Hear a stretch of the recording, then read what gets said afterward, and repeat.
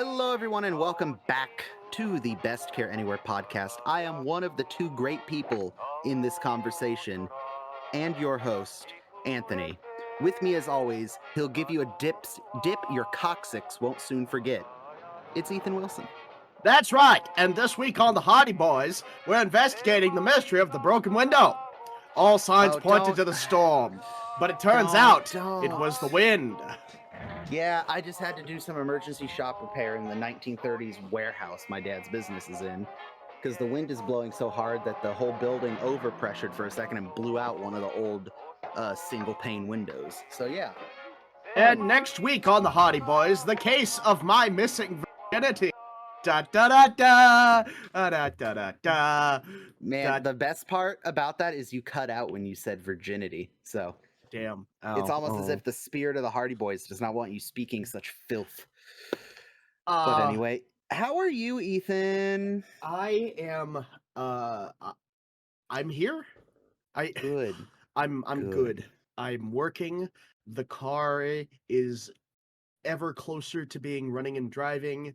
The weather is no longer in the negatives. I don't think I fully alienated our first female guest, so hey, I can't complain. Not for lack of trying, however. Jesus. That's for damn sure. If you have not, if somehow you're on this episode and you did not go listen to the previous episode with the fabulous guest, Leanne, aka Bella Sissa, go do so. Stop, hit back one episode, listen to it, then come back here. She is just a delight, yeah. I am currently riding that sexy atmospheric river. Just dumping rain in California. Will the dams fail? Who knows? Will PG&E's power lines start a forest fire? Maybe. Tune in next week to find out. Well, California is more or less permanently on fire. So yes, as we have discussed previously. And if it is not currently, it will be very soon. This is so I feel like this week's episode is a blessing and a curse because I'll be honest, not a lot going on in this episode to have long-winded chats about. Not going to stop us. But considering the last 6 weeks or 8 weeks of shows, which have been like 2 movies, multiple hour-long podcast episodes for one episode of MASH, I'm feeling like today is a nice cleanse, a nice breather. So. Yeah, how are you doing, buddy, considering this is like entirely on your shoulders? You good? Oh, I'm fine. Oh, yeah. The internet outages and power outages have made it nigh impossible for me to successfully upload the video version of the last show, because every time I try to sit down and edit it or sit down to upload it, either the power is cut or the internet has cut in the last week. So it's like it's like 2 steps forward, 1 step back getting this damn thing edited and uploaded. But it'll be there. It'll be there at some point. Like I put out in the tweet, we're about as reliable releasing videos as the Army is in most things. So, I feel like this tracks for a MASH podcast. I mean, I'll take your word for it. I refuse to get on Twitter. I know. But Twitter's where the people are. Hence why you don't want to get on it. I'm afraid of the people. As you should be. Well, if there's nothing new under the sun, shall we just get into this week's episode? Neither of us are under the sun. It's night where I am, and yours is hidden behind like 200 miles of clouds. Fair point. Yeah. All right, this week's episode, Season 2, Episode 15, Officers Only, directed by Jackie Cooper, written by Ed Jurist, aired, whatever you want to call it, December 22nd, 1973. Jackie Cooper, as we have discussed, he is the man with the plan, the golden child. He has directed 12 of the MASH episodes we have watched thus far, so more than half of the MASH we have discussed. This is his penultimate episode with the series, his second to last episode for those of you who do not have an expanded vocabulary. Yeah, second to last episode for him for the entire series as a director. Ed Jurist, on the other hand, the writer, this is his first of one MASH. Well, Well, no, he has other writing credits. He did 54 episodes of Bewitched, 12 episodes of Different Strokes, and several dozen other single or 1 to 3 random episodes of shows here and there from the late 50s through the 80s. Good So God. How many episodes of Bewitched were there? apparently more than 54. Oh, yeah, I guess. Also, Jackie Cooper, is he leaving? Is his final episode, is it soon? It is. It is before he does not, to my knowledge, according to IMDb, he is not involved with an episode past season 2. Okay, but we were kind of talking about this at the beginning. We're in a bit of a would downslide be too cruel a word? This is the next 4 episodes, counting this one. So this being number 1, the next 4. For me personally, as a MASH fan, 2 of them are okay. This one and another, and 2 of them make me want to find the nearest sharp, thin implement and remove my eyeballs. I don't know. You have such a way with words. A little preview for the next 4 episodes. Officers Only is okay. Henry in Love is gonna be a discussion. For want of a boot, I am looking forward to, because we're gonna have a guest on. Chief Smash Forever will finally be joining us. I have to send him a message after this and start getting him set up on the little Discord server. So I'm not rushing to do that last minute. And then there's Operation Nose Lift, which is we'll get there. And then we're saved, in my opinion, by The Chosen People, which we'll also have a guest on. I'm hoping that will be the return of our friend Tyler, our favorite, really cool. Our favorite half Korean. I would love to hear what he's been up to. Yeah. But yes, enough about that. There's your preview for the next 5 episodes. The short list of what we're going to talk about. But today we're discussing Officers Only. We open with Trapper X-raying a patient. He is brought X-rays in and realizes, hey, I'm going to need help on this case because there's a lot of... I don't believe this is that the general's son that he's X-raying, or is that a different... Yeah, I don't know. I can't tell. I actually... Because I feel like if Private Mitchell has a bunch of shrapnel in his chest, he would not be sitting up and talking to Trapper. I'm now realizing that I didn't pay attention to this. Yeah. Okay, so I see what you're saying. Radar comes in with developed pictures of a different kid. Yeah, there's no way they developed them that quickly. The one behind the X-ray screen, because Trapper and Radar both look back to kind of see, oh my God, this poor kid. Yeah, okay, cool. I'm like, wait a minute. I suddenly just realized there's no way that Private Mitchell is the one sitting up talking to Trapper if he has that much shrapnel in his chest. But anyway, Private Mitchell, who we have not officially met yet, has too much shrapnel in his chest. Trapper is too beat to do something that finicky in the chest cavity alone, so he summons the great, the glorious, the all-powerful Dr. Hawkeye Pierce, which Radar has to go and wake up. And Hawkeye is sleeping upside down in his bed, which... Oh, I know. Have you ever... So,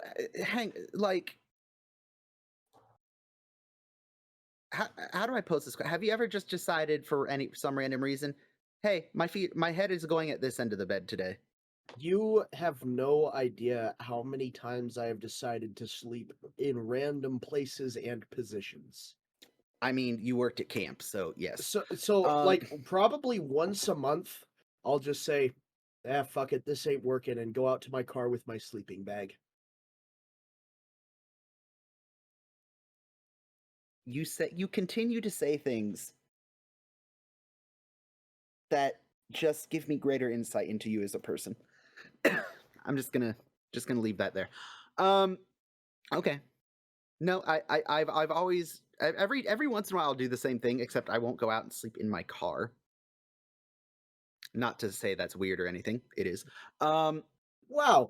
But Suddenly it's not a judgment-free zone on this podcast. Every once in a while, but I will do that same thing where I'm laying with my head at the end my head is normally at, and I'm just like, I'm not feeling it. Completely do a 180 and be like, yep, for some reason this is the vibe today. Well, but aren't you supposed to like rotate your mattress every 6 months? Oh God, Isn't that a thing? Probably, maybe, I don't know. All I know is the way that the beds in the swamp are set up, they're raised at that angle. So that could not have been comfortable. You've got all the we've discussed this previously on the podcast, I think, because I know there's no way we talked about the angled beds and didn't bring up the fact that, hey, if you ever go camping, your head goes uphill. Your head goes uphill, you're going to wake up with the worst pressure headache that you have ever had. And that's exactly what I'm driving at. I mean, I get, I don't know, he's probably hungover too, so I think the pressure headache and the hangover cancels each other out. That's PEMDAS or some shit. Ooh. I angered God with my bullshit. So audience, as I alluded to, it is currently 50-mile-an-hour gust winds outside. Multiple trees have come down in the area. My house has no power, and I live 3 minutes away. Somehow, the shop has power, but the lights just, we came really close to this podcast being over. But anyway, no. So Radar comes in. He's trying to wake Hawkeye. I don't know. This is where this is exhibit A for why this episode is kind of, I don't want to say it's meh, but it's definitely a drop down from the last 3 or 4 episodes. Just, it feels, I don't know if this is a Jurist, I don't know what, but the vibe to me is this feels like this episode could have aired right after the season 1 pilot. Like there's something, and I don't mean that in a derogatory way, it just feels like something about the writing in this show, and again, I don't want to pin this on Ed. Poor Ed. Rest in peace. I'm assuming you're dead. I don't want to put this on Ed, but something about this episode, it's charming, it's funny, but it feels like we've stepped back a year in Mashland. Does that make sense? Actually, I get exactly what you're saying now that you've said it and formulated your thought. It's kind of a, I don't know, it's not so much a schema week as it is like sort of a generic camp development. Like this definitely feels like it could have been the second episode after the pilot, and now in everything going forward, you're gonna have interior shots of the officers club. I very much feel like this could be sandwiched between the pilot, the desk episode, and the boxing episode. Like it I don't know why. It's giving off similar vibes, which again that's not a bad thing, but it's after the couple episodes we've had, it's a little it's a little jarring. But that's just me. So Hawkeye goes, he joins Trapper for surgery. Henry comes in and informs them they are operating on the son of a general. General Mitchell, who we have met, trial of Henry Blake, same general. Little awkward. Of course, Margaret and Frank bust in. Major Burns is ready to assist.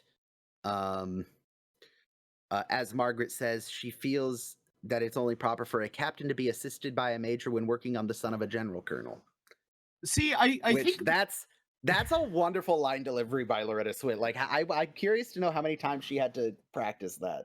Well, that kind of feels like, now that you've mentioned it, a reason why this episode feels so out of place, because we just went through that kind of decent character development last episode, and now we're right back where we started. Because as we discussed, I watched a couple of episodes ahead. So, like 3 weeks ago, when I watched Hot Lips and Empty Arms, I went, whoa, what the fuck is the Frank Margaret thing just over? And then I started this episode, I just like, whoa, what the fuck? Whoa, what the fuck? Yeah. Yeah, again, this is the constant thing with MASH, and they get better with it as time goes on. The first 3 seasons, yes, the episode we just watched with Margaret and her frustrations. That happened. That is canon. The problem is MASH isn't great, and it's not that it isn't great. It just TV wasn't done the way we expect it to be done today in the 70s. Yeah. That, hey, this thing that happened literally an episode ago is going to matter for every single episode going forward. No, that's not how TV worked. They're going to circle back around to Margaret's problems at some point, but for the sake of writing, she is reset to default Margaret. And who knows? That could be for a multitude of reasons, like practical real world reasons, like, hey, Ed Jurist probably wrote his script in a vacuum, not realizing that let me get the names. I want to make sure I get their names right. Linda Bloodworth and Mary Kay Place were writing Hot Lips and Empty Arms. Like, it's not like today's series, and again, we've said this a bunch of times, it's not like today's TV shows where it's like there's like the script writers and all that are like having meetings saying, okay, what is this character's continuity and motivations from the last episode to this episode? It's a sitcom. It's single episode plots that loosely tie together. So yeah, it's a little distracting, but it is what it is. But yeah, Hawkeye and Trapper are like, no, we don't need Frank's help, because clearly it's very much Margaret and Frank trying to get Frank, in with the general by having him quote unquote help. It feels like if clout chasing isn't already in the Hippocratic Oath, it should be. Yeah. You will do no harm, you will not clout chase. Like, no brown nosing in the operating room. Exactly. I don't know. I might have to intervene. Yep. Finally, Henry asks, is there any way we can help? And Hawkeye says, leave preferably alphabetically. Or desert preferably alphabetically. Which would put Major Burns first. And, oh, wow. Okay, that is a clever joke. It would put Henry first. Yeah. Blake comes before Burns. Oh, no. Poor Henry. That's clever. Okay, that's a good one. We jump to supposedly after the surgery. We have Klinger and Henry in Henry's tent, and Henry is concerned.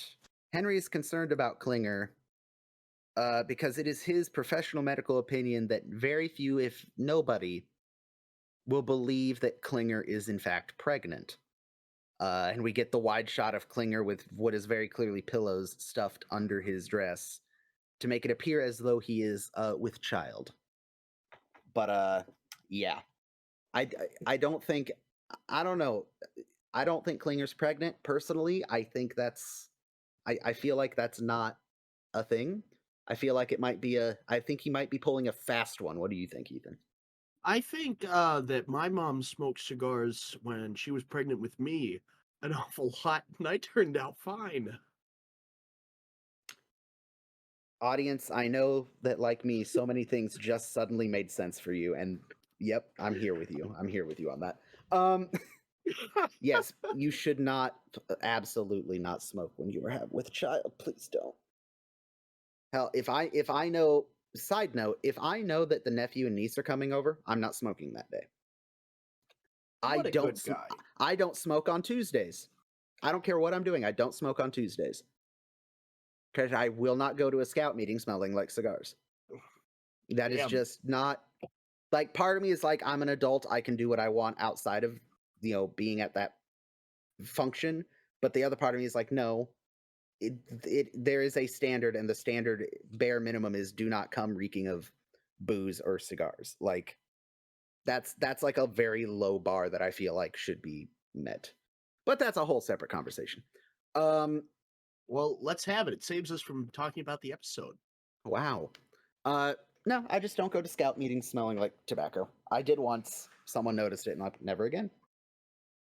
But anyway, so Henry is trying to convince Klinger that this is a weird scheme, but then Radar comes in explaining that General Mitchell's helicopter has just landed, and panic ensues as Henry tries to make his tent look as presentable as possible.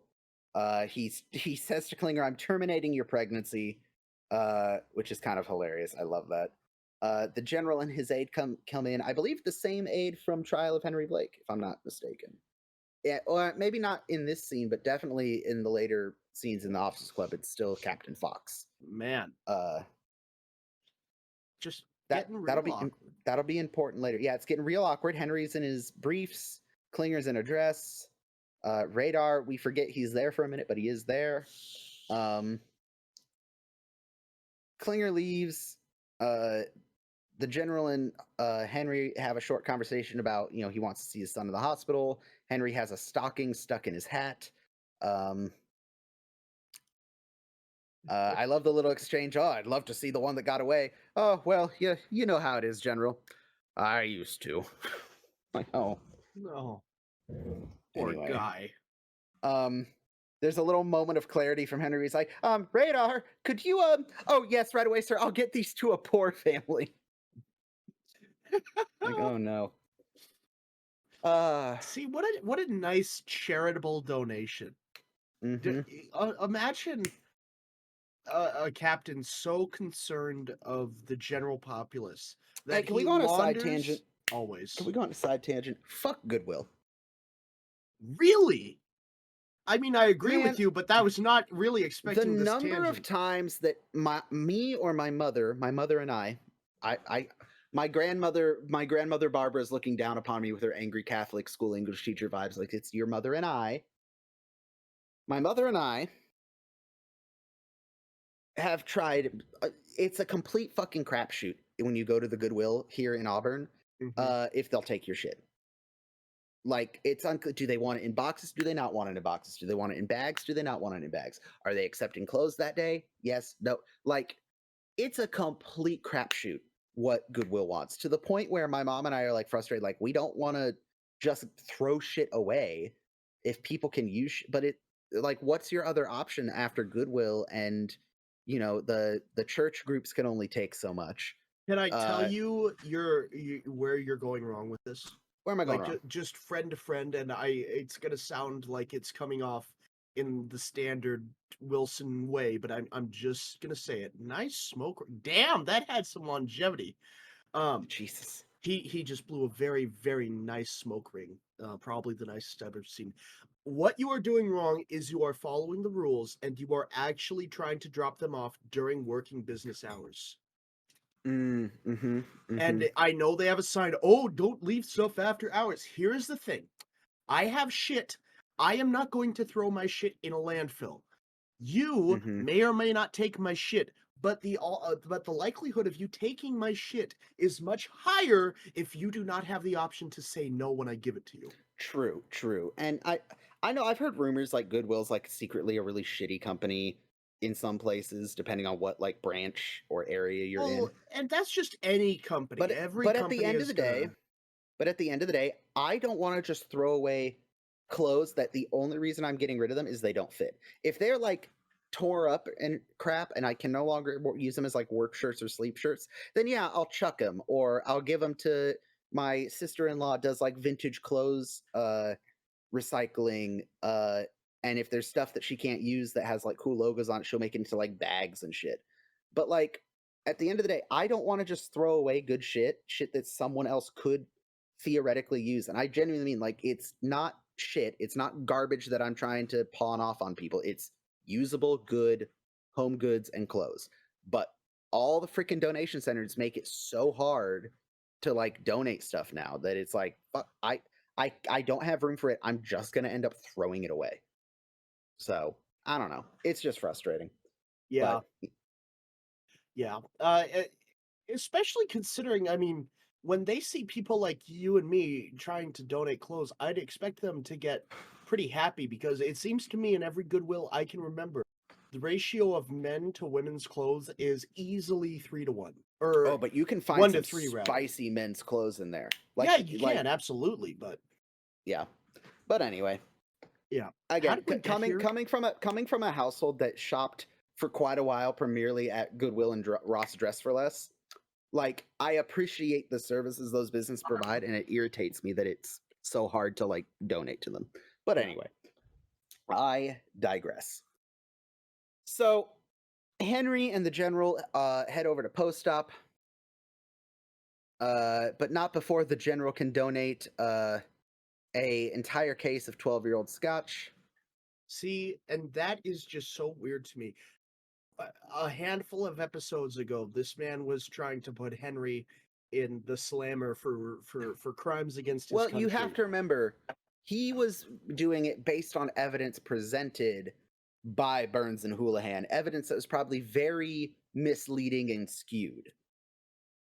Yes, of course, but also it was not personal from the general. Why wouldn't any of the judges or jury members of cases that I've had thrown out deliver me say, "Hey, I know we have passed, but damn, try this scotch." Like, has your hospital unit that you command saved the life of their son? Well, not one that I then commanded. No. Yeah. No, it's very clearly that was like in supply for like officers clubs or something, and he's like, "Hey, I'm the general. I'm your boss's boss's boss. Give me a case of that to give to this MASH unit." And it's not a, "Well, general, actually, you see, it's a yes sir sign right here, sir. Can I put that in your Jeep, sir?" A good point. So we jump over to post-op. We have Margaret and Frank doing the rounds because they're the ones on duty. I hate that when they see the general coming, they do like that fake, like, "Oh, pretend like you're doing something important." Like, fuck, no, stop that shit. I saw staff members jumping to another camp story. I saw staff members do this when NCAP was coming around. It's really gross. Yeah. It's really dumb. Literally, because I know we've talked about camp before, but let's talk about it again briefly. So NCAP, National Camp Accreditation Program, they're the inspectors that come around at the beginning of each camp season to make sure that your staff is trained properly, you have the correct people with the correct credentials in certain positions. For example, shooting sports director with NRA teaching credentials and BSA teaching credentials and range safety officer credentials. But there's other areas, waterfront, motorboat, climbing, that need to have all that checked. I'm the first person that sees them coming into camp if they're walking in, because they have to walk in the road right by my range. I have absolutely seen other program areas, because I'll say over the radio, NCAP is in camp, NCAP is in camp, just as a safety, like, "Hey, if you're doing something you shouldn't be, don't right now." And very clearly, I've seen people in other program areas. There's only one I can see from my range deck, but I won't call them out by name, Scoutcraft. That very clearly all of a sudden get up and look like they're doing something and stop throwing shovels at the tomahawk rounds. And let's be honest, it's Scoutcraft. What they did was they got off a 3-story tower that is just tied together and got onto the ground and started acting like they're safe. Yeah, a 3-story climbing tower that technically they're not supposed to have because our camp isn't rated to have a climbing tower. I hate that this is a rope course. I hate that this it's just up for demonstration. Story, it's just up for demonstration. Yeah, sure it is, guys. People aren't going to necessarily believe us when we say 3-story tall. Oh no, 100%. We lifted a pole the first year I worked at Camp 2015. We lifted a pole that was affectionately named Big Gertha. It was a near 3-story tall lodgepole pine that had come down, chainsawed down. It wasn't rotten, but it was now the new central lashing pole for the entire Scoutcraft area. The only reason we were able to get it up is because we had 3 Scoutmasters, ironically enough, from my unit, Troop 13, that were in camp that day or that week. They came in and told us how to rig up the lines, and they ran the whole coordinated, hauling and lifting of this thing vertical. It was exciting. I have the time lapse video somewhere, but anyway, I digress. But yeah, so Frank and Margaret, the general comes and, straighten up, and Margaret grabs the clipboard. "Yes, doctor, we're continuing the IVs as ordered." It's like, shut the fuck up. Just act normal. Margaret, I sang your praises last episode, but please shut the fuck up now. Well, you can only expect so much out of a 1-character arc episode. Yeah. Frank introduces himself to the general. He's like, "Oh, you operated on my boy." It's like, "Well, no, I'm the doctor that offered to assist the doctor that was assisting." And it's like, Frank, stop. You know Just what? stop. I hate Frank as much as the next guy, probably more because of his destruction of stills. But he is an honest man. Yeah, he did fold it because he can't lie. Henry's gonna say, "Oh no, Pierce operated." And it's like, then you just look like an asshole. Good point. Okay, yeah, good point. We're all proud of the way he just laid there. Just Henry accidentally kind of slams Frank's you know what in the door. I want to talk to the doctor who did the operation on my son. Oh, that would be our Captain Pierce. Best dang doctor in the whole shooting match. And just Frank. Frank gets fucking broadsided by Henry there. That's fucked up. Like, Henry. First of all, there's minimum 3 other surgeons. Like you, Trapper, and Burns. And like real world, there would be at least another 4 or 5. Like, damn, way to just pick favorites, Henry. Like, dude, read the room. He did read the room, and the only people in the room were Hot Lips and Frank. Fair. And I think he read the room rather well. Let's just take old Burnsy down a few pigs. We jump to the swamp. Well, men, name it. Name what, sir? The general wants to reward our effort. The captain's very quick at picking up on my drift. I played left drift in high school. Like, Trapper and Hawkeye are very aware. We helped a general's son. What do we get out of it? Like, obviously, why wouldn't you? And yet, somehow, in a less sleazy way than Frank. His offer is more than enough. Don't be stingy with our greed. I agree. His offer is less than enough. Don't be so modest with our greed, Henry. I love that. How about three nights in Tokyo? Or 3 days in Tokyo? 3 nights too? Oh, I love it. A suite at the Imperial Hotel. With a please disturb sign on the door. New merch idea. Please disturb signs. Yep. Oh no. And paint it to look kind of like the signpost signs. There you go. You will wear trousers in Tokyo. At least until we check in. And then, I don't know why, between this first third of the episode we just watched, this like little middle montage part, the pacing of this episode seems off. I feel like that is also a major contributing factor that makes it feel to me like it's this early season 1 episode. Like something, everything's clicking, but something about it just isn't all clicking together for me. But well, here's what I think happened. I think probably early on in the planning stages of this episode, they said, "Oh, we want to get an officers club and have Hawkeye and Trapper fight against it and make it be for everyone." Well, if Hawkeye and Trapper were the ones getting the club, then it would never be a problem to begin with. So they just said, "Okay, fuck it. Send them to Tokyo." Well, I'm also curious how long they were sitting on this episode, or how long maybe because this is where I don't know how Hollywood works. I don't know how TV production worked, especially in the 70s. I don't know. Is this a hey, we want to hire you to write a MASH episode, go write it? Is it a hey, here's an idea for a MASH episode, we're hiring you to flesh it out? Or did Ed Jurist come to Gene Reynolds and Larry Gelbart and the studio and say, I have a script for MASH, and they approve? Like, I don't know how it works, and depending on how it works, how long did Ed or the studio have this idea for a script? Like, did Ed watch the first 5 episodes of season 1 and then write this, and then it took until season 2 to get it on the production?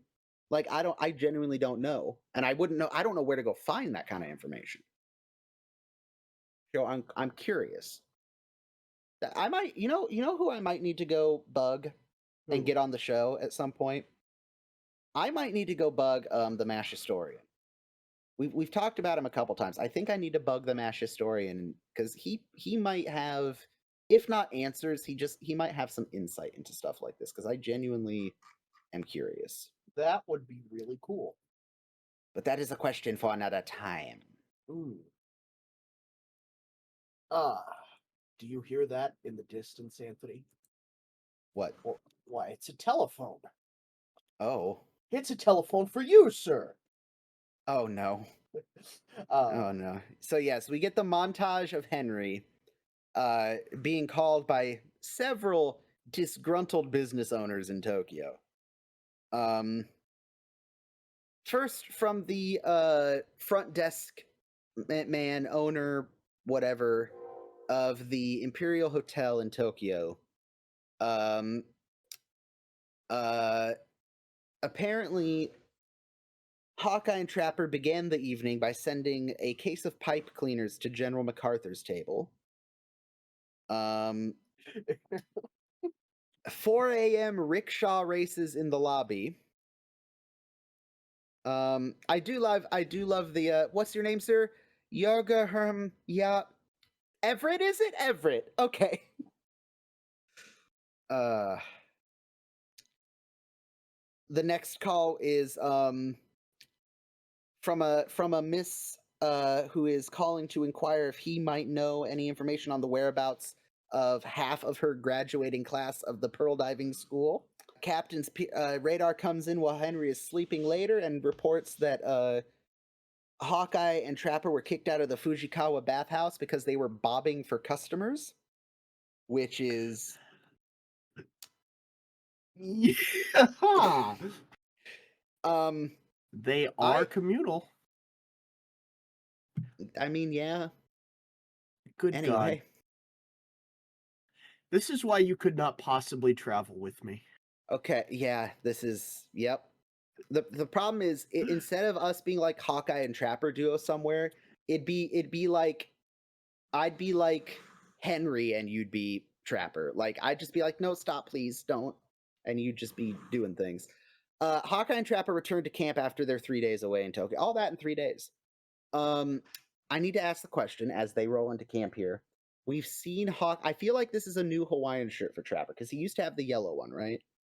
Right. The bright yellow one. That is Hawkeye's like signature Hawaiian shirt. Yeah, that is the signature blue and white Hawaiian shirt pattern that Hawkeye has. That's in the Smithsonian right now, I think. Yes, I believe it is.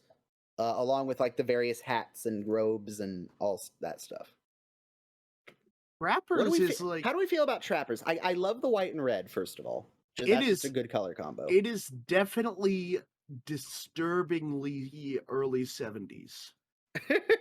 It kind of is. Like, that is the pinnacle of the 70s sort of post... I don't even know. What would you call 70s styling? I'd call it like post Art Deco. I have no idea, dude. That is outside my realm of knowledge. Here's the thing, though. You've seen the whole my go-to Hawaiian shirt. It's the 3-button, kind of bleached red that has like the screen printed images from like 50s, 40s era postcards and stuff. It's a dope shirt. It's got the custom. I got it at the Aloha the Scout Council for the Aloha Council's shop. They have a business deal with I can't remember which. It's one of the big. It's like one of the 2 companies that is known for making Hawaiian shirts. But they have a deal with them that they use like runoff material or extra material to make Hawaiian shirts for the Scout Council, and they embroider the Aloha Council BSA on the shoulder for people to buy as souvenirs, and the Scouts get a portion of that money. So of course I bought one.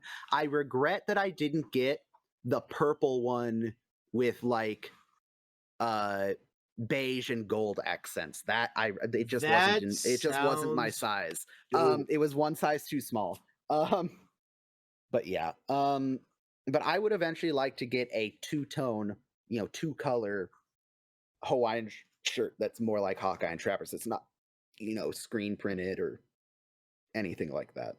I don't really know what to call your fashion style, for lack of a better term?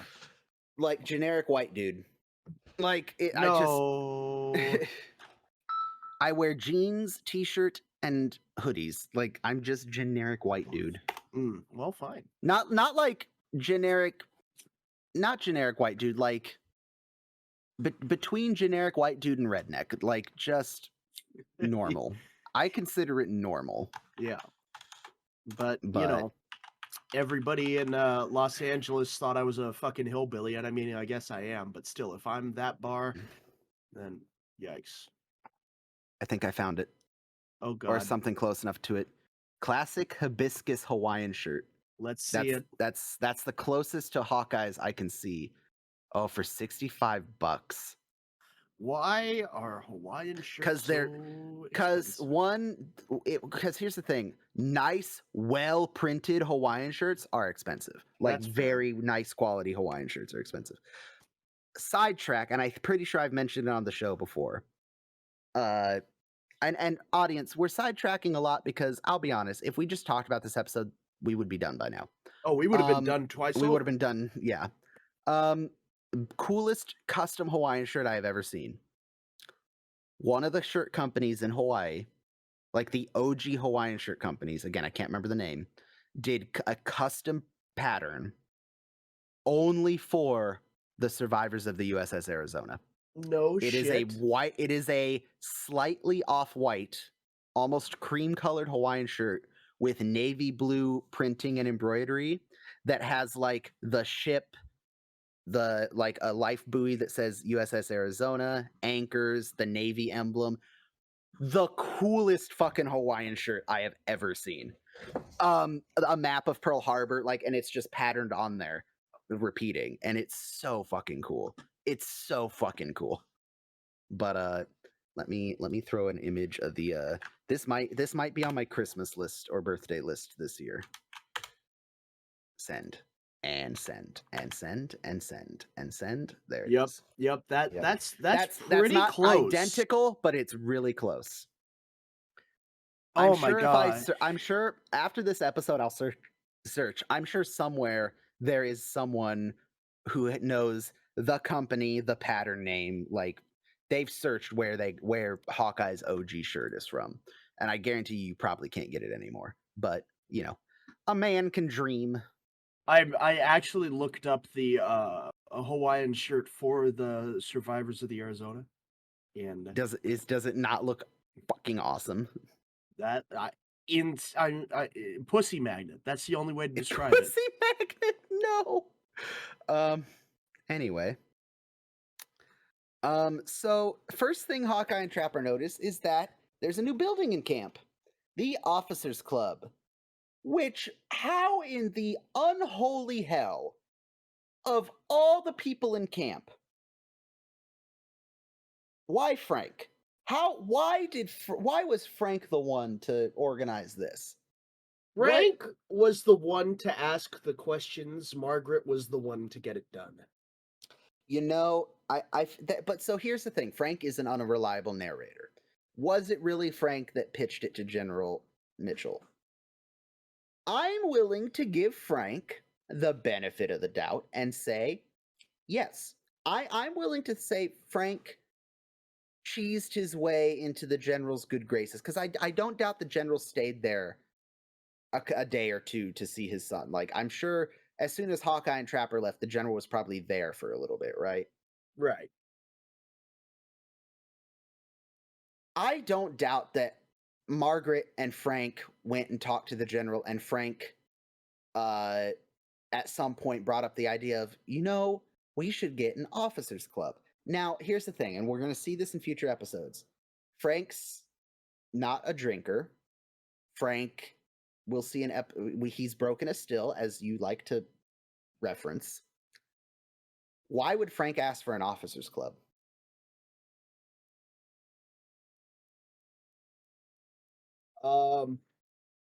I don't know, because no, hang on. I want stop for a second. Think for a second. Think about Frank and his character. Why would Frank ask for an officers club?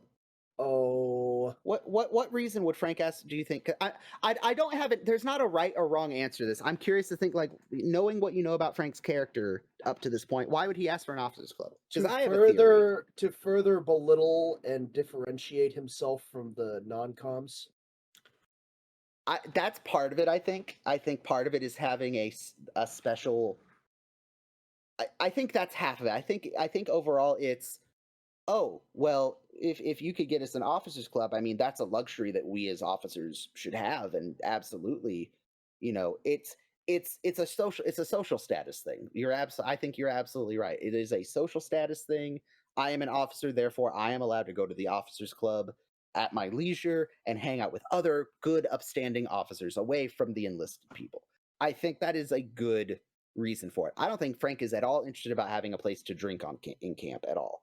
That's not it. It is purely so he and more importantly he and Margaret can, and we see it in a few minutes where they can go on their fancy little dates and pretend that they're living in high society and, oh, we're above everyone else. It's 100% that.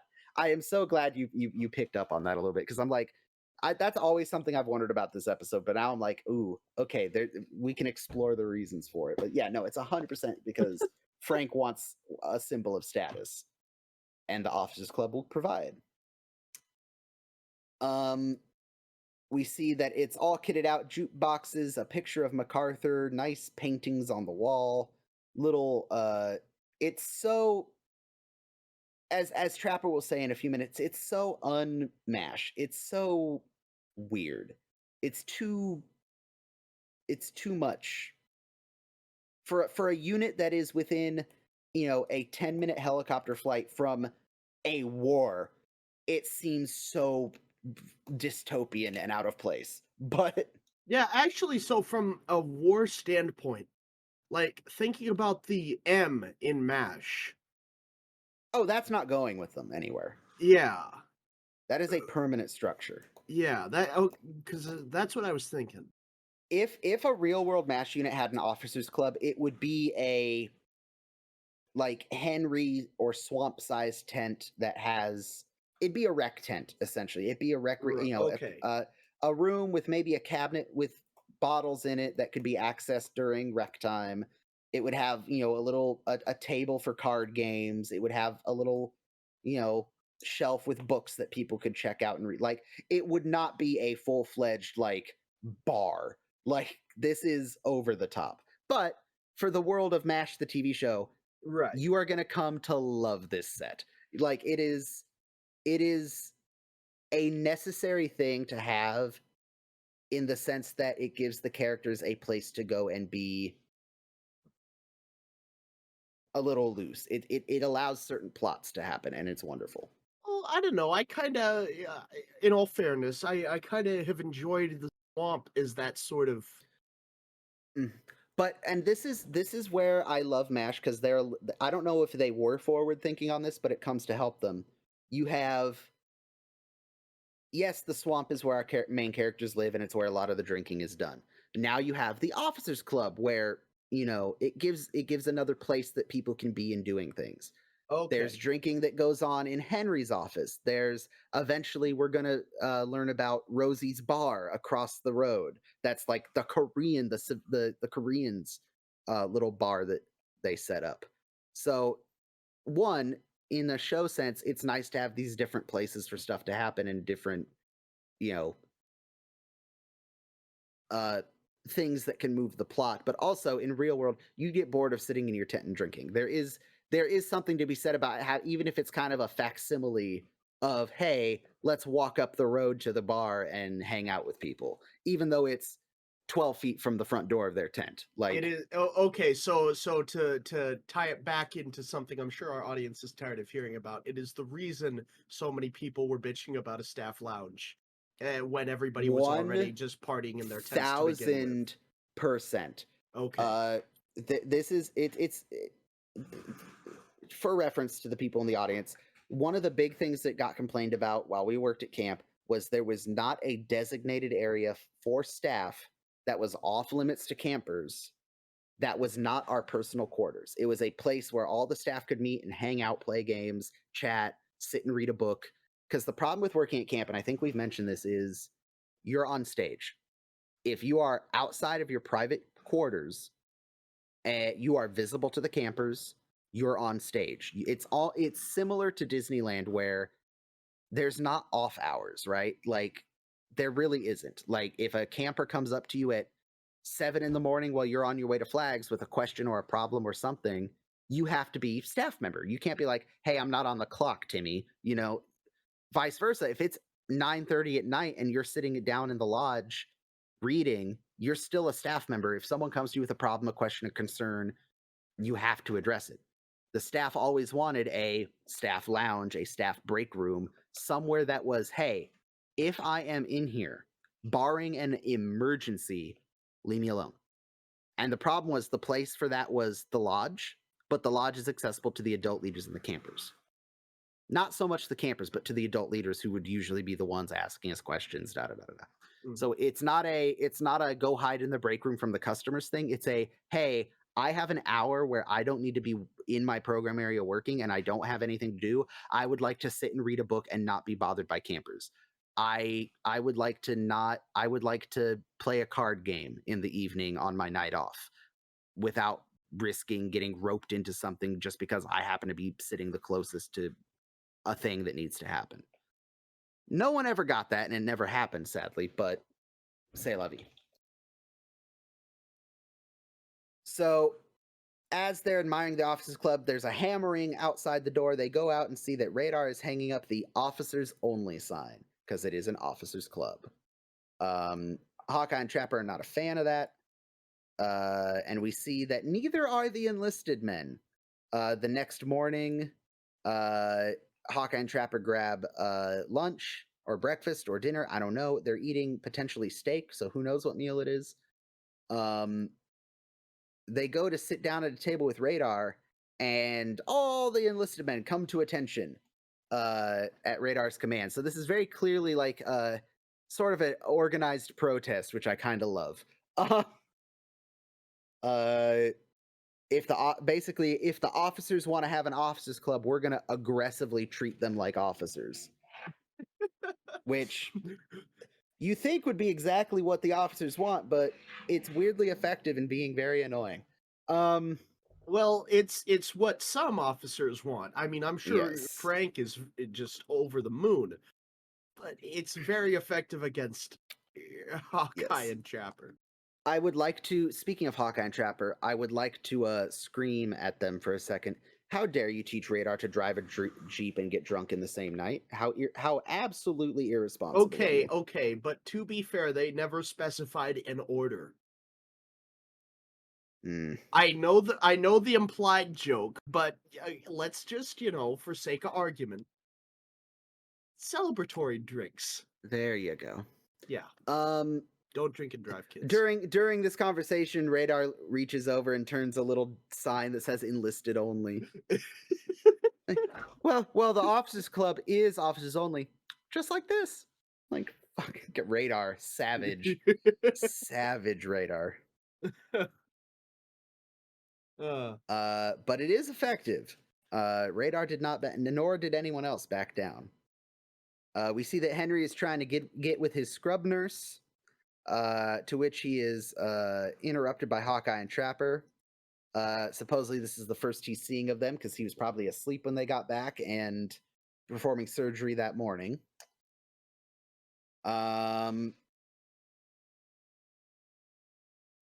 We learned that the officers club was put up in an afternoon by helicopter. He said within an hour of that last wall going up, I was wearing a lampshade. Oh no. I don't understand. I have been inebriated. I have never understood how lampshades entered themselves into the American drinking zeitgeist. I have no idea. And I would love to find out how. I'll do some research on my off hour. I do not know. Hawkeye and Trapper point out, hey, the officers club is restricted. And Henry points out, no, it's not. Any officer, regardless of race, creed, or sex, can go in there and get bombed out of their skull. They mentioned the enlisted men aren't too happy about this. Henry's defense is, look, the general gave us the club. It's an officers' club. By the way, it can double as a church on Sunday. Excellent. And they come to the conclusion or the agreement that if they can get enough officers to sign a petition, then they'll open the club up to everyone. So that is their new mission, is try to get the officers to sign petitions, which this will not be the first time they have to get signatures from Margaret and Frank, and it certainly won't be the last. Margaret and Frank are not usually willing. We jump to Frank in the officers' club ordering what else but a Shirley Temple. Okay. Yes. We're going to have another tangent. That's fine. Are you ready? Sure. As I have mentioned to you, I'm sure, and maybe mentioned in this podcast, during the course of my childhood, spent a good deal of time in a little bar called, while it was still standing, called Giovanni's. And Giovanni's, yeah. Because I was a little itty bitty child, God, I would have been, let's call it 8 and thereabouts. They would serve me Shirley Temples. So I'm curious. Do you know how they made your Shirley Temple? I know that it was Sprite with cherry grenadine. Okay. So the cherry non-alcoholic. Yeah, it's non-alcoholic with grenadine and a little what's the term for that? Maraschino cherry. Maraschino cherry garnish. Yeah. Yeah. So yeah, that is a Shirley Temple. A traditional Shirley Temple is ginger ale and grenadine. Really? Yes, and I too, because something I don't know you're aware. My dad was a bartender for a long time. We've talked about that a little. Kix Brooks pissed on the wall of the America Live bar, and when my dad was working there, and he had to throw Kix Brooks out of the building. It was fun.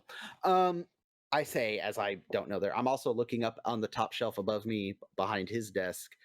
He has a game ball signed by the 1999 Kings. Also from that time of his life, right? Yes.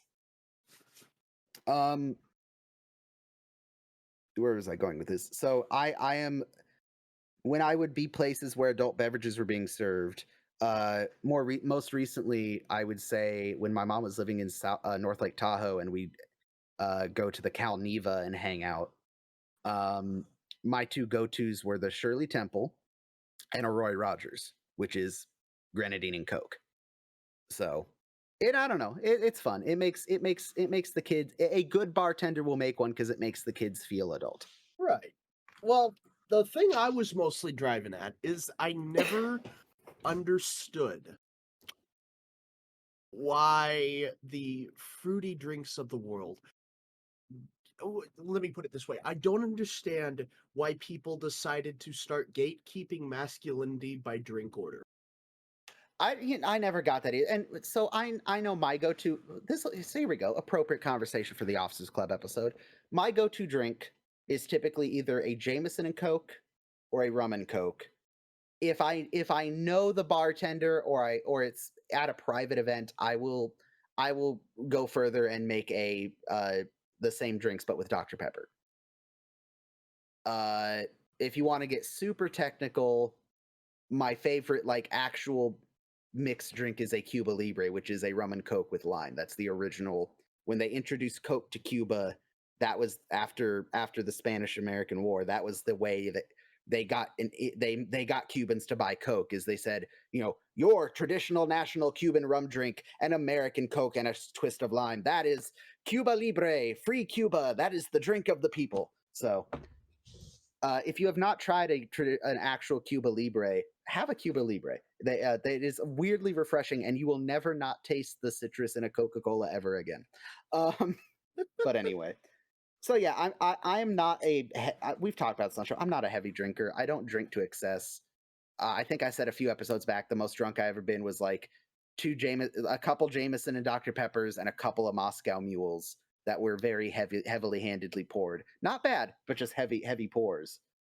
I don't know. I at some point in the evening of drinking, I will probably turn to just very low pour rum and cokes or essentially Roy Rogers. But I'm again, I'm sure we've had this conversation. What's your go-to? Because that's the thing too, is there's like that expectation if you go to the bar with people, like, what are you going to order? And depending on what you order, you're going to get judged. So, like, what's your go-to? I am a pretty heavy gin man, but I don't like it You straight. don't seem like a gin man to me. That's And everybody I've ever talked to says that. And I mean, I guess I don't really see it, but that's just because I'm me, well, and it's hard. stereotype. You're a 6'4" Midwest boy.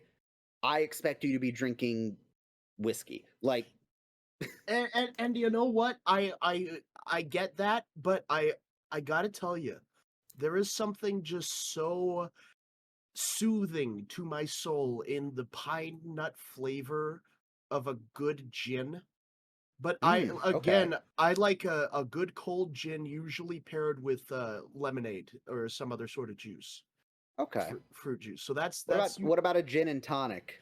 Oh man, when they are made well, really, And but that's the really. key with any drink. It has to be made well. You can throw, for example, you can throw Coke, rum, and some lime in a glass and have a Cuba Libre.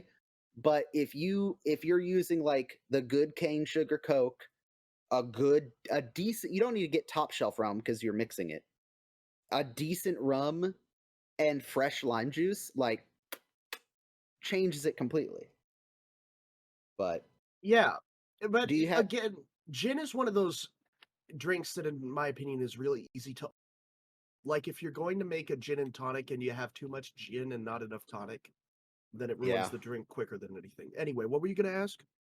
Do you have a guilty pleasure drink? Because you mentioned the fruity drinks that are gate kept because of masculinity. So, Do you have a secret, like, I can't let the boys know I order this drink? so if I go out to a new place and I see because you know you go to these bars, they have a little tail menu, and I see something with a really funny name. After 2 or 3 drinks, I'm gonna order it, and whoever, sees it can be damned. The problem of that, of course, is when a drink has a really silly name and I'm just ordering it for the sake of it, you get all kinds of weird stuff. Mm-hmm. Um, and then you get just a lot of, "Oh, what are you doing with your girlfriend's drink there?" And it's just like, "Oh my god, dude, if Mm-hmm. you have a fragile ego, just say it." Yeah. I can't remember if this was a comedian or just a story I've heard like in passing somewhere. But I remember this story. I can't remember again, comedian, or it was a story that someone was telling to my dad and I overheard it. Uh this guy was saying like, yeah, I was having a Christmas party with friends, a bunch of guy friends that were all back in town, so we all got together and I brought a really nice bottle of peppermint schnapps and the associated ingredients to make like peppermint patties, which is Mhm. basically a alcoholic hot cocoa. It's And wonderful on a cold day. they essentially got fucking just emasculated by the friends, like, oh, we're not drinking your fucking girly peppermint shops. Like, I bought a $200 bottle of like high quality peppermint schnapps to share with you guys. Fuck all of you. You're not getting any of it now. Like, bro, just enjoy the fruity drinks. At the rate we're going, we're going to start making fun of people for having orange in their old fashioned. Like, is that fucking fruit I see in your whiskey? Fucking pussy. Fuck you. Yeah, yeah, and there are a lot of people that are like that, and I mean, I assume it's because of a lot of deep-seated issues with their you know, own pride or whatever you want to get at. But I'm no shrink, and I don't have a $5 chip, so uh c'est la vie. Yeah. So back to the episode. Good tangent. The Korean bartender pours Frank his Shirley Temple, and apparently, based on the reaction from Frank, it is a very well made Shirley Temple. Which, again, it's 3 ingredients. I would hope it was good. Also, I guess it depends what ginger ale you use in a Shirley Temple. Because if you're using like 1950s ginger ale, like not Schweppes, like Canada Dry, like it's actual good ginger ale, then that's going to be different. But anyway, one of my favorite lines from any of the Korean nationals in this show. That's very good, Mr. Kwang Duck, sir. Kwang Duck. That's a cute name. We're a cute people. Like, I love just the set. This is one of those characters. I hate to break it to you, Ethan. Kwang Duck is not the bartender. Damn forever. it! He's a regular for a while, I think, for a couple episodes, but he is not the bartender through the rest of the show. I want sassy Kwang Duck Korean bartender so bad. Wouldn't that make for just some really good episodes where that little Korean sass is the foil to Frank's, passive racism? God, it would be so good. Just we're a cute people, and Frank just kind of like, huh. Is this okay? I don't remember. Is this the first appearance of the infamous white sweater? I think it might be. What, you mean the one that Margaret is wearing? No, the one Frank's wearing. Yes, the one Margaret is wearing. Well, what's so infamous about it? I kind of like those sweater puppies. Please, no. Oh, God, you did not just say sweater puppies. Oh, Loretta Swit, please. You disabled my soundboard, otherwise I'd play the bark, bark, bark, mommy effect, but... Can you not? No. Yeah, that character building episode right out of the window. All right, so... Hey, she did that to herself. Margaret's white sweater is a recurring wardrobe item. I'll just put it that way.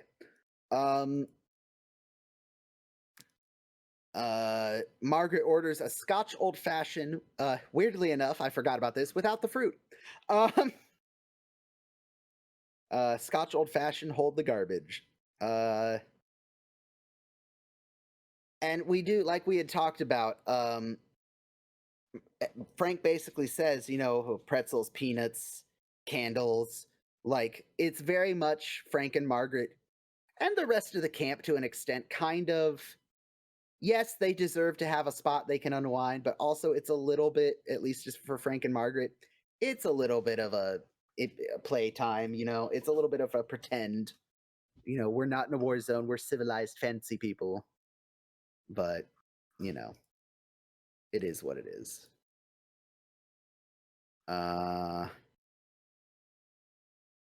Hawkeye and Trapper set the tone, coming in a basketball jersey and bathrobe.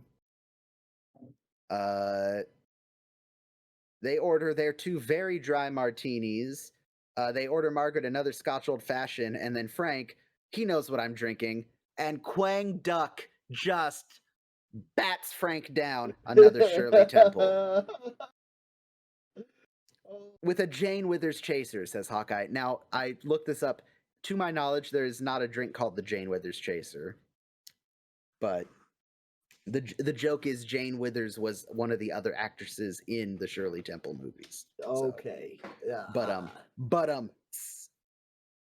Way to go, Hawkeye. Yeah, much funnier in 1973 when this originally aired. Yes. Have you ever watched any of the Shirley Temple movies? Just as a random question. I remember those box set DVDs that would come on. The commercials. TV. Animal crackers in my soup. Monkeys and rabbits looped. Yeah, that's the most prolific thing I remember Shirley Temple from, is seeing in the early 2000s them hawking the box set DVDs, remastered in wonderful Technicolor. Yeah. Didn't Shirley Temple become like an ambassador to a couple of countries for the United States? I don't remember. Like, I know that she has had a career outside of those movies that was decently prolific. Hang on. Let me look here.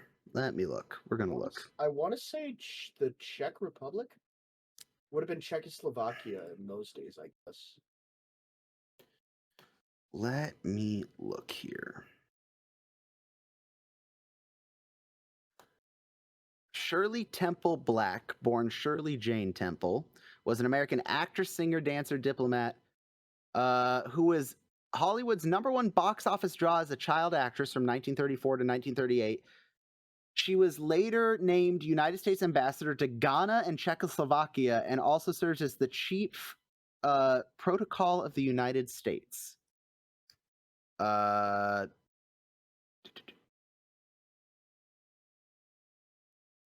That is essentially the person who briefs the president, vice president, and secretary of state on matters of national and international diplomatic protocol. That is an office that holds the rank of ambassador and assistant secretary of state. So I vaguely knew this, kind of like you said, vaguely kind of was aware that she did this. Didn't realize it was that important, like that high up in like the hierarchy of stuff. So yeah, I don't know. Shirley Temple is a interesting deep dive to go down. Yeah, it's go read up on her outside the podcast. She has a lot of interesting history to her. Yeah. Maybe I will. I do remember it was a big deal when she passed away in February of 2014. It was a big big deal. But I digress. Her name is further immortalized by the mocktail named after her. Although Temple found the drink far too sweet for her palate. Damn. She would later bring a lawsuit to prevent a bottled soda version from using her name, which fair. It's one thing to mix it in a bar. It's another to make a cheap copy and bottle it. So yeah, there's your Shirley Temple lore for the evening. Trapper and Hawkeye, back to the episode. Very tangent heavy today. Separate Frank and Margaret and each try to persuade their counterpart to sign the petition to let enlisted into the officers club.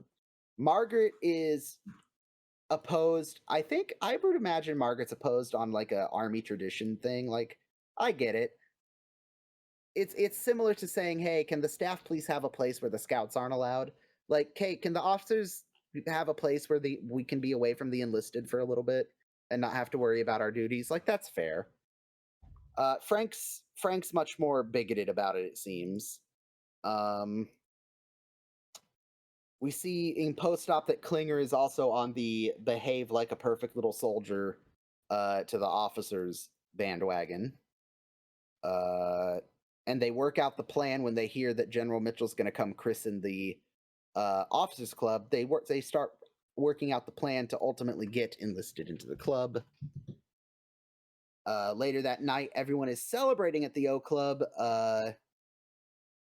Henry goes to the bar, and this is, again, one of my other favorite camera shots of any Korean national in the show. Henry comes to the bar. Yo, Kwang Duk. Whoop! From underneath the bar. Just, man, so much potential with Kwang Duk. I love it. Jump scare. Kwang Duk jump scare. He asks for a banana daiquiri, which is quite the exotic beverage to be asking from a Korean national bartender. Have you ever had a banana daiquiri? I have not. Bananas, it's basically like a banana rum, not a shake because there's no dairy, but it's like a banana rum smoothie. Well, so which sounds lovely. Is it not a shake? Because when Henry is describing the recipe, he says cream. It does have powdered cream in it. But is that traditional, or is that just? No, I'm pretty sure that's right. It's a cream, bananas, rum, and ice. So it's very much like a half shake, half slushy. Okay, I get you. Yeah. Sounds delicious. I've never personally had a banana daiquiri. I'm not a big banana guy. Man, you know what I'm realizing I've never tried that I need to go try because I always imagined how good it was. Mm-hmm. A Dole Whip from the tiki room. Yeah. From the tiki room. Now, are those alcoholic? I think you can make them. I think you can get them alcoholic. I don't think they necessarily have to be. Because, like, I know there's a thing where the Disney parks don't sell booze in the park, like especially in like the Anaheim like Disneyland. Right. But you can get alcohol on like the section between California Adventure and Disney, the merchant, like I can't remember what it's called, Downtown Disney. That's what it's called. Yeah. And I know you can get them in certain places in like Disney World or Epcot in Florida, but man, I realizing I have not had a Disney Dole Whip. I know you can make them at home, but that's not the point. Anyway, it is made very clear to Henry that they do not have the ingredients. You would think they would at least have rum. That's a pretty standard mixer. But no blender, no cream, no ice, no bananas, and no rum. So Henry just has a beer. Everyone's in class, or not class A, dress uniforms. We'll call them dress uniforms. Well, I mean, the term Class A does come from the military, but nowadays we've had this discussion also. It's super unclear, like what is dress, field, ceremony, combat. Like there's a bunch of different uniforms you could have on at any given time. Right. So the general and his aide come in. I can tell you from what I see, the aide, Captain Fox, does not have his silver star for having the keys to the officers club. Apparently that has not gone through yet. Out of uniform, demerit. Well, maybe he just hasn't been awarded it yet. Nope. Everyone's glad handing the general. The general's having rye, and don't stop bringing it, he says. And bing, bang, boom. I also love that as everyone's introducing themselves, Captain, I'm Major Burns, the surgeon who assisted with the operation of your son. I'm Margaret. They reintroduce everyone. I'm Captain Pierce, African explorer. Like I throw that in every now and again, and it throws people off. Yeah, you can just make up titles for yourself. What are they gonna do? Fact check you? And then, well, maybe in verbal conversation, okay, at least. Here's a fun title drop. I think I told you this, but I don't think I mentioned it on the podcast, and you just made me think of it. So, to make a very long story short, my dad was having a business dealing with a company, and the company was being very devil may care with the timeline of payment for a very large order, like the biggest order, like a long form ongoing job that we were doing for them for over the course of a year. And my dad's like, hey, you gotta pay me. Hey, you gotta pay me. Hey, you got to pay me. And they're like, oh no, yeah. So finally it got to the point where it's like, hey, I can't. It wasn't like a big deal, but my dad's like, hey, I need the large sum of money so I can replace the material I used to make your shit. So he had his buddy, who is a railroad lawyer for Union Pacific, write on his behalf, basically saying, hey, this is a formal request with, official legal document saying you need to pay my client. My dad got paid like that. And a few months later, one of the underlings of this company, it's a real estate firm, so one of the office agents that he works with was like, hey, I'm Larry. Who the fuck is your lawyer? And he's like, a buddy of mine who works for the railroad as a lawyer. Why? He's like, because you scared the shit out of the national office. Like, oh, what did I do? His buddy is a lawyer, but he holds a very rare distinction among lawyers where he is a member of the Supreme Court Bar Association. Meaning he has the privilege to go sit in on Supreme Court cases. That is fucking nuts. That's one of those things that if you lie about that, you're going to prison. Yeah. So it scared the unholy Jesus out of this company. So, yeah, you can just make up titles for yourself, and some of them are terrifying. And some of them will get you in big trouble if you make them up. So, yeah. Also, something else I learned, Ethan, have you ever met someone who you've met people who go by doctor, right? Doctor so and so. Yes. I know someone who is the honorable so and so because they are a judge or a commissioner in the Yeah, my courts. aunt, for example. Do you know what the term esquire means? You know, John Smith Esquire? Oh shit, I used to think it was being a lawyer, but It is. It it means you've is? passed. That's the title you receive after passing the bar. God damn it. Blank blank Esquire. I never realized that's what Esquire meant. I just thought it was like code for, oh, I'm a rich asshole. Like I have so much money I can just add things to my name. Okay, I just gotta say it. Esquire is a badass distinction, even if you are a goddamned lawyer.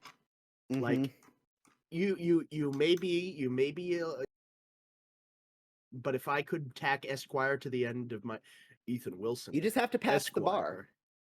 That means my initials could be Iwi instead of Ew. Mm. That's right. It's Iwi now, boys. Anyway.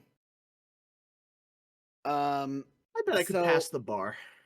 So as a treat, as a surprise, they bring General Mitchell's son over to see him. He asks his son to stay and party, and this is where Hawkeye and Trapper spring the trap.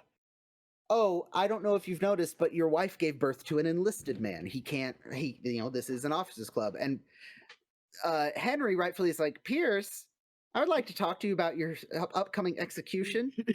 and the general's like, no, that's the rule. It's officers only. And Hawkeye, well, what if we were to just bend that rule? Maybe make an exception for family. And the general's like, well, of course. And then Hawkeye, well, since we set the ground rules, I would like to invite some family of my own. Corporal O'Reilly, who was like a son to me. Corporal Klinger, who's like a daughter to me. And the rest of my family. My cousin Leroy. My Aunt Jeffrey. Like, just my cousin's brother's mother. Yeah. God, and thus the Officers Club as we know it has been born. At the end of the episode, we see that they're sneaking vodka, which, God damn it, Frank, how do you not know someone's pouring full martini glasses of vodka into your Shirley Temple? Unless they were like microdosing him to begin with.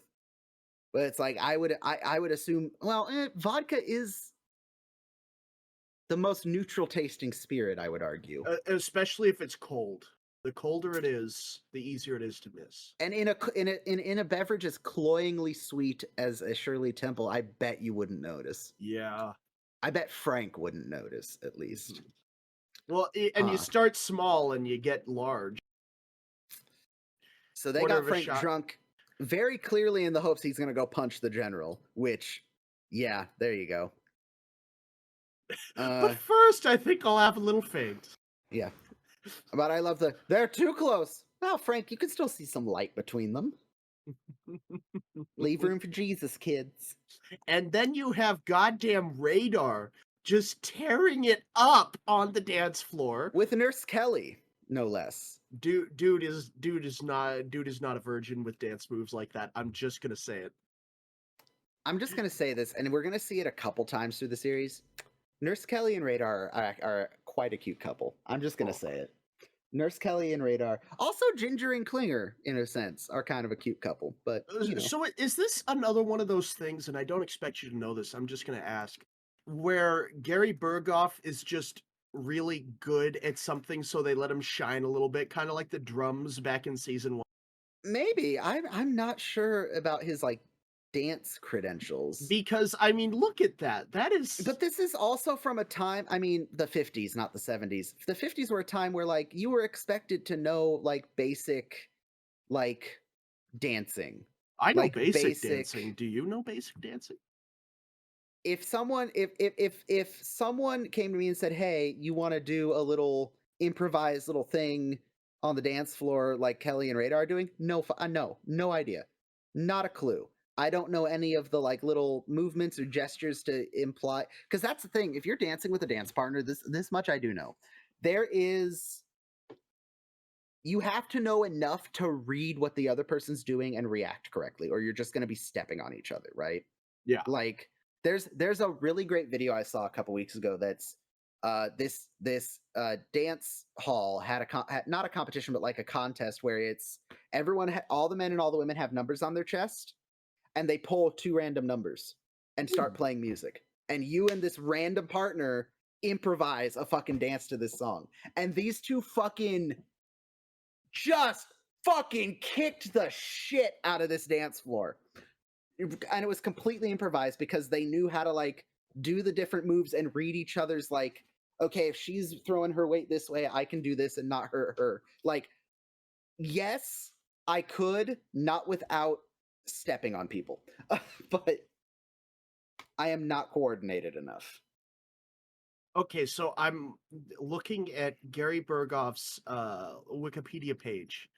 Yes. He studied tap dance. Gary Berghoff is fascinating to me. He is probably the next book I buy will probably be his autobiography. I would read it. I absolutely would read it. But yeah, Frank passes out, and that is the end of Officers Club, or Officers Only, I should say. Officers Only. We stretched that one out. We added a bunch of tangents to it, but at the end of the day, I'm just going to say this before we get to like ratings and audience stuff. Not a bad episode, but not anything incredibly special. There were some funny moments. There was some good comedy, but like I said, something about this episode, especially after the 3 or 4 we just watched over the last couple months, very basic. Not a lot going on. Right. But what are your thoughts? It's not that I dislike it in any stretch of the word. It's just that it feels out of place, and I couldn't really put my finger on it. I couldn't put the words together until you mentioned it at the beginning of the episode. It just feels like it was sort of shoehorned in there. And I don't mean that to be as derogatory as it probably sounds, but for the plot and the structure of the episode and the sense of the pacing, it just didn't fit as well as it might have if it was a season or even a few episodes earlier. Mm-hmm. Okay. So with that in mind, what would you rate this episode? I am at I'm going to say 3.7 out of 5. It's not bad. It's, it's not bad. I don't dislike it. It just it's hard for it to compete with some of the episodes that we have seen previously. Funny or not, good or not, I thought the plot structure was kind of lackluster, but it's funny. So yeah, 3.7 I think is fair. What about you? I'm in a similar ballpark. I was going to say 3.5. It's not the wildest, craziest, most groundbreaking episode, but it's not bad. It's just a good let's subvert the Army's expectations episode. Sure. And there's nothing wrong with that. Let's go next to the audience, and we're going to start with the Patreon. I need to get better about promoting this because we do have a number of Patreon supporters. Open and upfront, you don't get necessarily anything too special just because we don't have a whole lot of extra special stuff to give you. But if you would like to support this podcast in ways other than sharing and talking about it and following us and listening to us, Patreon is an option, and we would like to thank our fabulous Patreon supporters, Lieutenant Leanne, Lieutenant Mike Jameson, Sergeant Louise Black, Sergeant Timothy Burleson, Private Jared Gallagher, and Private Stuart Boyles. We thank you so much. You make the podcast pay for itself, which is a huge help. And anything beyond that, we are stashing away for potential spicy future projects if they come up. So yeah, thank you guys very much. And with that, firstly, we will go to Mike on Patreon. The origin of the Officers Club. I do enjoy seeing it in its virgin form, pristine and shiny, then getting to watch it slowly morph into its more grubby used space over time. Oh, the wonders of 70s TV. This was obviously aired out of order. A very pros from Dover movie feel to Hawkeye and Trappers dynamic. Yeah. Very much the we're going to Tokyo to fuck shit up kind of vibes. Yeah. A fun, disposable episode amidst a run of brilliance. 3.8 martinis out of 5. Luis Black agrees with you, Ethan. 3.7.